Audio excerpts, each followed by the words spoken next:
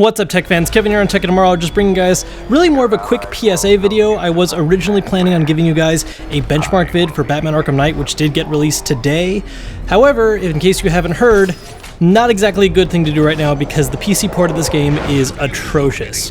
First off, when you start the game off, you get an immediate slap in the face by seeing an enforced frame limit of 30 frames per second. Now, the thing is, it's actually really easy to turn that off. You just have to edit the game's system settings ini file, but honestly, I really recommend not actually doing that because then other performance issues start to become a lot more apparent. So first off, if you turn that frame limit off, this game is getting awful performance for how it looks. On my system, which includes a GTX 780 and an i7-4770K processor, I was seeing at most 50 frames per second while running it on max settings at 1080p resolution, which is not great. But the other problem is, with that frame limit turned off, I also noticed that the frame rate was incredibly inconsistent. I was seeing it max out at 50, but it was constantly going back and forth between 50 and 25, which is just headache-inducing and honestly a lot worse than just dealing with a low frame rate. Now, the thing is, whether or not you have the frame limit on, there's other performance issues you're going to see right away, including the fact that the screen will constantly stutter during certain situations. For instance,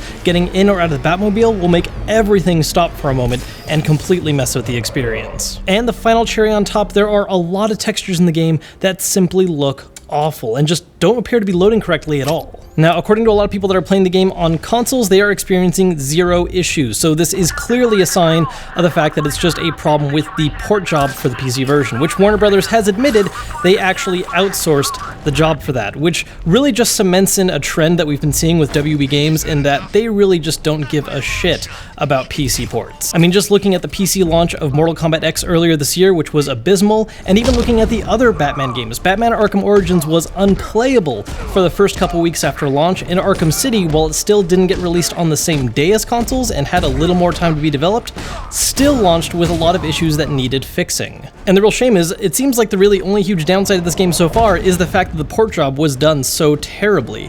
Gameplay-wise, I haven't seen any real problems, I haven't experienced any game-breaking bugs personally, it's just the fact that it's really hard to enjoy this game when your frame rate is constantly jumping around. So with that in mind, if you are thinking of picking up Arkham Knight on PC, don't do it. Just not right now at least. Give it a few weeks, pay attention to news reports because it's going to get fixed eventually.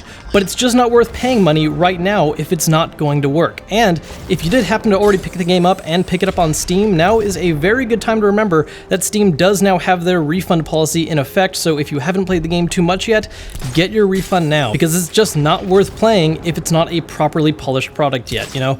Like I said, keep your ear to the ground, pick it up once it starts working, but for now, just stay clear of it. So that's all I really wanted to do a video on today about. Once the game is properly fixed and actually running smoothly, I'll do a benchmark video in the future, but for now, that's just on hiatus. As always, if you guys enjoy our videos, hit that thumbs up button to let us know, and subscribe if you haven't yet. We'll be seeing you soon with some more content. Until then, I'm Kevin Kenson, and you've been watching Tech Tomorrow.